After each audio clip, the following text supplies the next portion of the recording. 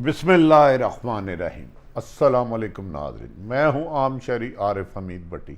आज लाहौर से कुछ इनसाइड खबरों के साथ वज़ीर आज़म इमरान खान ने एक और धमाका कर दिया। पाकिस्तान और बरतानिया का मुल्ज़मान की हवालगी का एग्रीमेंट हो गया, जिसके बाद कहा जा रहा है साबिक वज़ीर आज़म और मुल्क से भागे हुए नवाज शरीफ साहब के लिए लंदन की ज़मीन तंग हो सकती है। उनके खिलाफ पहले ही होम ऑफिस उनके खिलाफ केस कर चुका है।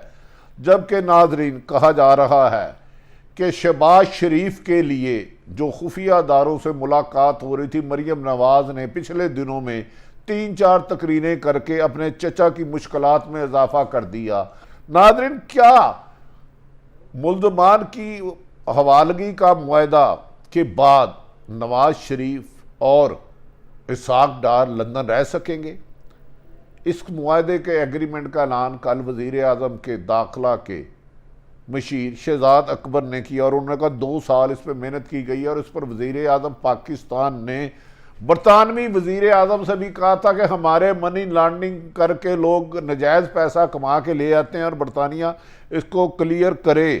इस मामले पर पॉलिसी बनाए, जिस पर एक एग्रीमेंट हुआ कि पाकिस्तान में मनी लॉन्ड्रिंग या संगीन जराइम में मुलव्वस मुल्ज़मान और लंदन में दोनों मुल्ज़मान एक दूसरे के हवाले किए जाएंगे। अगर कोई लंदन में फ्रॉड करके मनी लॉन्ड्रिंग करके सरकारी अमलाक को पैसों को नुकसान पहुँचा के आता है तो पाकिस्तान हुकूमत उनको देने की पाबंद होगी। और इसी तरह पाकिस्तान से कोई जाएगा तो उसके केस की नोयत के हिसाब से उसको लंदन बरतानिया हुकूमत पाकिस्तान के हवाले करेगी। नाज़रीन, इसके बाद यह भी कहा जा रहा है कि पिछले दिनों में जब कुछ इतलावें नवाज शरीफ ग्रुप की तरफ से, कैंप की तरफ से जान के फैलाई गई थी कि नवाज शरीफ से ताकतवर हल्के बराह रास्त राब्ते में हैं।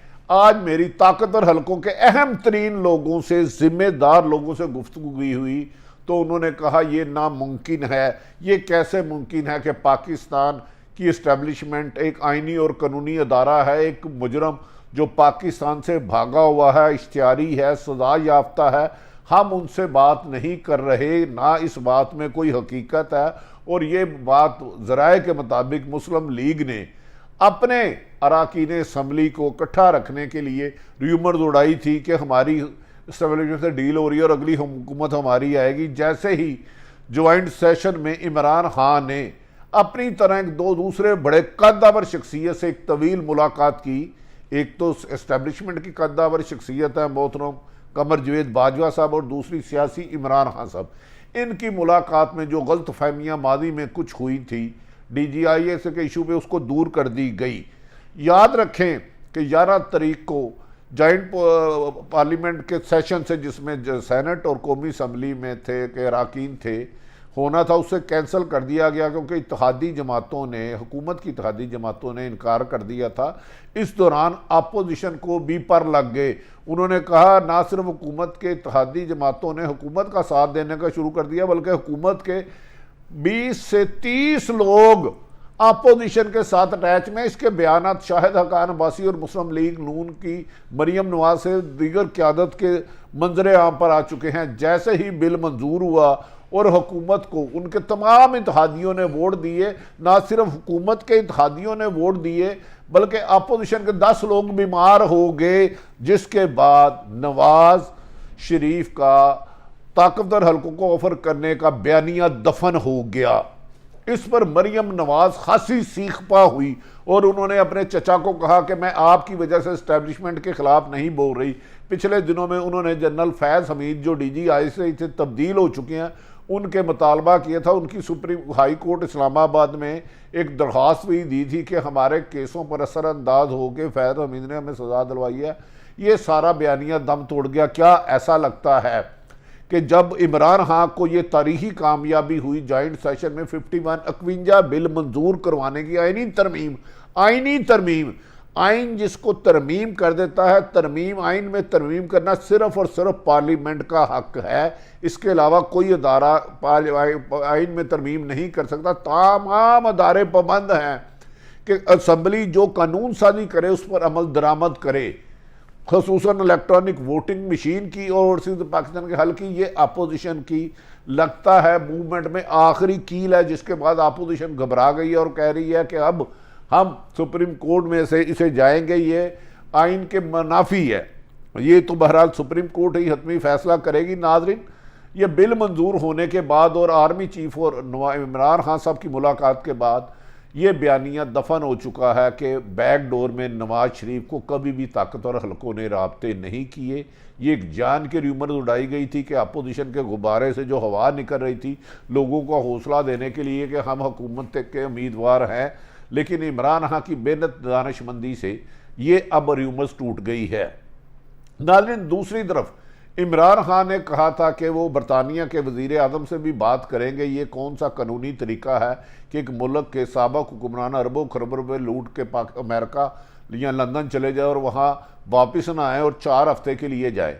इस सिलसिले में मौजूदा हुकूमत तहरीक इंसाफ की हुकूमत 2 साल से ये कोशिश कर रही थी बरतानिया हुकूमत से जो संगीन करप्शन के इल्ज़ामत में मुलव्वस है उनकी हवालगी का एग्रीमेंट किया जाए, ताकि अगर लंदन में कोई फ्रॉड करके पाकिस्तान आता है तो पाकिस्तान हुकूमत उसको वापस करने की पाबंद होगी, और पाकिस्तान से कोई फ्रॉड करके जाता है तो लंदन हुकूमत उसको वापस करने की पाबंद देगी। कल वज़ीर आज़म के मामले खसूसी शहजाद अकबर ने ऐलान किया है कि लंदन के साथ बरतानिया हुकूमत के साथ एग्रीमेंट हो चुका है कि पाकिस्तान से भागे हुए या लंदन से भागे हुए जो भी मुकीम है उन्हें हुकूमत वापस करेगी।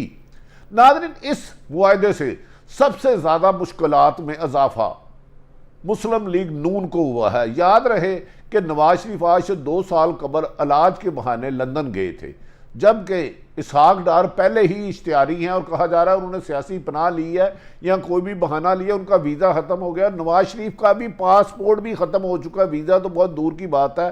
अब पंजाब हुकूमत की, पाकिस्तान हुकूमत की अहम तरीन शख्सियत लंदन जाएगी और नवाज शरीफ के पाकिस्तान में लाने के लिए कानूनी तरीके अपनाएगी। कहा जा रहा है कि नवाज शरीफ को जैसे ही जहाज़ में बिठाकर पाकिस्तान की हदूद में लगाया जाएगा तो उन्हें गिरफ्तार कर लिया जाएगा, क्योंकि इस वक्त वो इश्तिहारी भी हैं और मुजरम भी हैं और अदालत को मतलूब है और इसहाक डार की भी गिरफ्तारी मुमकिन है। नाज़रीन, आसिफ अली जरदारी के ताकतवर हलकों से काफ़ी हद तक मामला ठीक हो चुके हैं।